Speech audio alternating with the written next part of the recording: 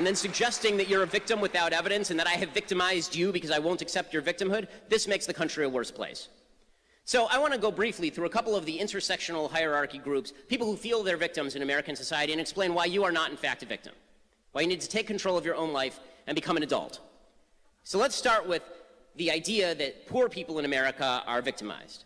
And this is sort of the Bernie Sanders case. Income inequality is the root of all evil. This is Antifa's case that communism or anarchism would be a better solution than, say, a free and civil society that's raised half the world out of abject poverty.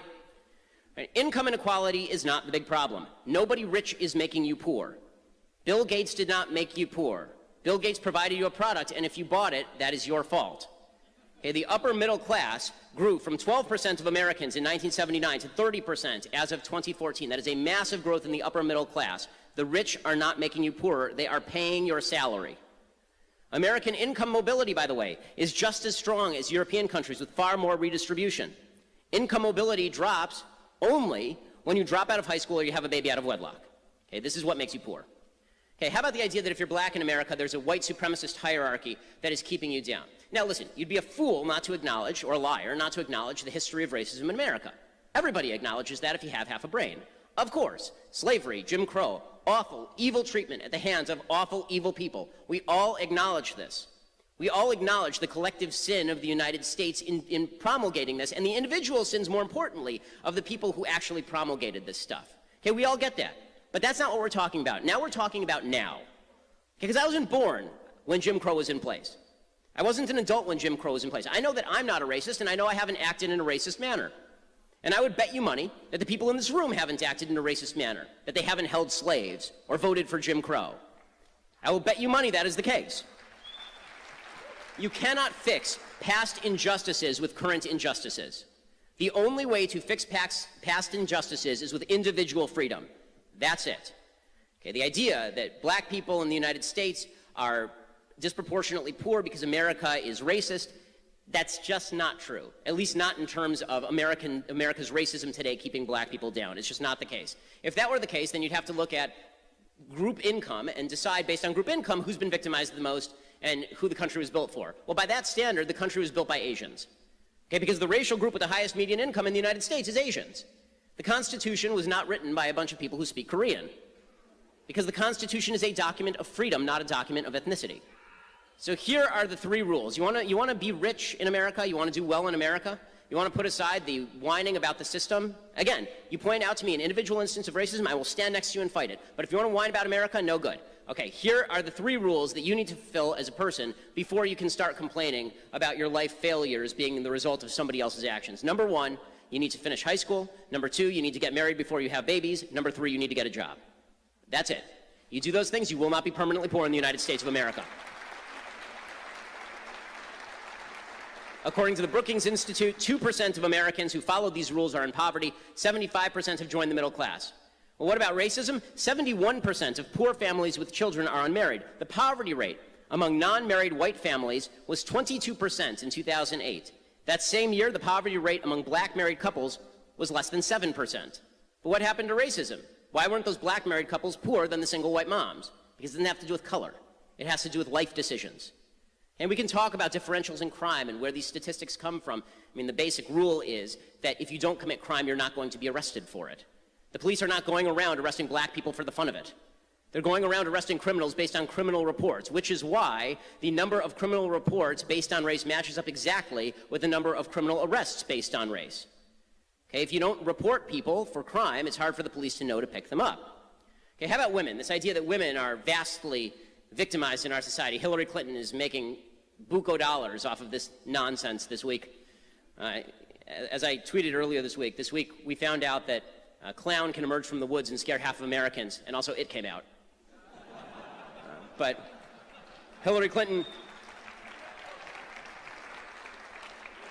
is going around whining about how there's a glass ceiling and she couldn't break through it and it's all because of sexism. It's not because she was the world's worst candidate and a pretty appalling human being. No, it was because everybody is a sexist. Everybody's a sexist. And we hear in this context very much about the wage gap, right? The idea that women are paid significantly less than men, 72 cents on the dollar. Okay, that's absolute sheer nonsense. It is absolute nonsense. In 147 out of 150 of the biggest cities in America, women make 8% more money than men do in their peer group. That wage gap is growing, not shrinking. At colleges, 55% of women in college are women. That gap is getting larger. 58% of all graduate degrees go to women. Okay, the majority of voters are women. If we are living in a place where women are vastly victimized by men, I'd really like to see that place. And as far as this idea that there's a vast rape epidemic going on campus, every rape, as I have said 1,000 times, every rape should be dealt with by the prosecution of the rapist, ending with their jailing, castration, or death. Okay, that's how I feel about rape. But this nonsense statistic that's been presented that 1 in 5 women on college campuses is being raped is just not true. It's just not true. The actual statistic, according to the Department of Justice, is something like 1 in every 58. Obviously far too high, but not 1 in 5. If you're 1 in 5, by the way, if you're a woman at this campus, you should go to your parents and ask them what kind of nuts they are to send you in a war zone where you're likely to be raped. Okay. How about the idea that gays and lesbians are really living under the boot of American society? Well, in terms of income, they certainly aren't. Okay, certainly not in terms of income. Women in lesbian couples make far more money than women in straight couples do. Men in gay couples make slightly less than men in straight couples, but same-sex couples with both partners in the labor force make $8,000 more per year than straight couples, and they are typically higher educated. Okay, so that talks about the identity politics, this intersectional hierarchy of the left. But there's another group that engages in identity politics that I want to talk about now. And it's the battle between the identity politics of the left and the identity politics of the so-called alt-right that is really making the country a significantly worse place, and it needs to stop now because it is utter and complete horrible bullshit. The first thing to note, this notion that the alt-right is actually conservative is nonsense. Let me define what I mean by alt-right, because not everybody who likes Pepe memes or Harambe memes is a member of the alt-right. Okay, not everybody that the left says is alt-right is actually alt-right. I mean, the left calls me alt-right, which is patently insane. I mean, you legitimately have to have a screw loose to call me alt-right.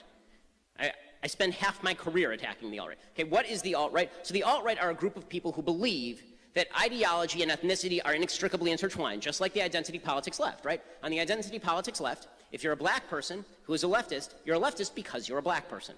On the identity politics right, Western civilization was not built by people with good ideas, it was built by people with white skin. And that means that people who don't have white skin cannot properly assimilate into Western civilization. This has no grounding in reality. The fact is that there were lots of white people in Britain before the Romans arrived, and they weren't living a civilized life, as we would currently call it, under Western civilization. Okay, in fact, the people who, the Romans, right, when Italians were coming to the United States in the early part of the 20th century, there was tremendous discrimination against Italians because they weren't considered properly white. The definition of white moves around a lot based on convenience. Right? Sometimes Jews are white, sometimes Jews are not white. It sort of depends on what you're talking about. But according to the alt-right, because ideology and race are inextricably intertwined, they must have a white identity politics all their own. If there's a group of people who are fighting for the group identity politics of blacks, or of women, or of gays and lesbians, then there has to be a white group that fights back on behalf of the white race. As you may have noticed, I think all of this is disgusting. Okay, Western civilization is not built on race. There have been lots of countries all over Europe that were not particularly civilized and were quite white. Freedom, personal responsibility, separation of powers, God-given rights protected by a government elected with the consent of the government. These are the values of Western civilization. But the alt-right actually overtly rejects these ideas. They say the Constitution is outmoded, that it doesn't work. They say that government for white people is necessary and good because you can't assimilate people to so-called white culture. They hang out with neo-Nazis because a lot of them actually believe some of the same things that the neo-Nazis believe. White supremacy. Now, let's be straight about this. This is like 10,000 people across the country. Yeah, this is not 1 million people. This is not 10 million people. This is not 63 million people. It's not 200 million deplorables. It's a very small select group of absolutely terrible people who believe absolutely terrible things. But they're getting a lot of attention and coverage right now because we live in a reactionary moment. A lot of the people are reacting to the identity politics of the left by making nice with the alt-right. There's this weird notion on the right that if you drink leftist tears, that's enough. Right? Drinking leftist tears is enough. So if the alt-right ticks off the left, they're fine. Okay, it's disgusting. It's disgusting. I have no other word for it. Okay, you actually have to stand. It is not enough to stand against bad ideologies. You must also stand for a good ideology. You must stand for a good philosophy. Okay, you cannot stand with bad people just because you think those bad people make your enemies cry. The enemy of your enemy in a country where we're all supposed to be friends is not only bad strategy, it destroys the country wholesale. So, how do we solve all this, right? We're on campus and we're hearing the identity politics of the left, and then you watch the news and you see the identity politics of the alt-right. How do you solve all of this? Well, the way that you solve all of this, first of all, let's start with the campus thuggery. The way you solve all that is by letting the police do their jobs. Okay? Administrators need to let the police do their jobs. None of this would have gone anywhere if back in February, when Milo, who I significantly dislike, when Milo came to speak, if they had allowed the police to do their jobs and arrest everyone who even hinted at violence. Okay, people who get violent should be arrested and they should spend time in jail. And the authorities have a responsibility to allow the police to do their jobs. And this is not the fault of the cops. This is the fault of cowardly political actors who, pusillanimous cowards, who hide behind their desks every time some people on the left whine a little bit. Okay, the second thing that has to happen is you have to stop seeing everybody in America as an enemy who despises you based on identity. Again, they don't care about you. You're not that important a human. Okay, not that many of us know each other. Not that many of us care about each other. We care about our families. We care about our friends. And we certainly don't want to stop each other. We mostly want to be treated civilly. And we can all do that if we stop looking into each other's eyes and seeing a potential enemy instead of seeing somebody who's just a person who probably doesn't care about you very much and doesn't want to stop you and doesn't mind what you do. This is not difficult stuff. And finally, stop seeing yourself as a victim, because in order to see everybody else as an enemy, which justifies your violence and hate against them, you have to see yourself as their victim. Again, America is the greatest country in human history. You are not a victim. If you are a victim of something, you need to show me what you are a victim of, and I will stand beside you. But do not blame the freest, most civil society in the history of planet Earth for your failures, because that's on you.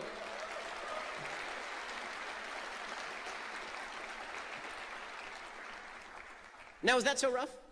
I mean, did we need $600,000 of security to hear all of that? I have a feeling the vast majority of people who are protesting this speech have never heard of me. I'm not arrogant enough to believe that Antifa sits around watching Thug Life videos. If they did, I doubt they would be members of Antifa. But the idea that they're out there protesting, they're out there maybe getting violent, apparently 4 people have been arrested for carrying weapons already. The idea that all that is happening is indicative of the fact that we have stopped seeing each other as individuals. We are all individuals. I'm an individual with a particular point of view. I am not a cardboard cutout for you to call a white supremacist. I am not a cardboard cutout for you to call a Nazi, and neither is anybody else in this room. Get to know people, get to know their views, discuss, debate. That is what America is all about.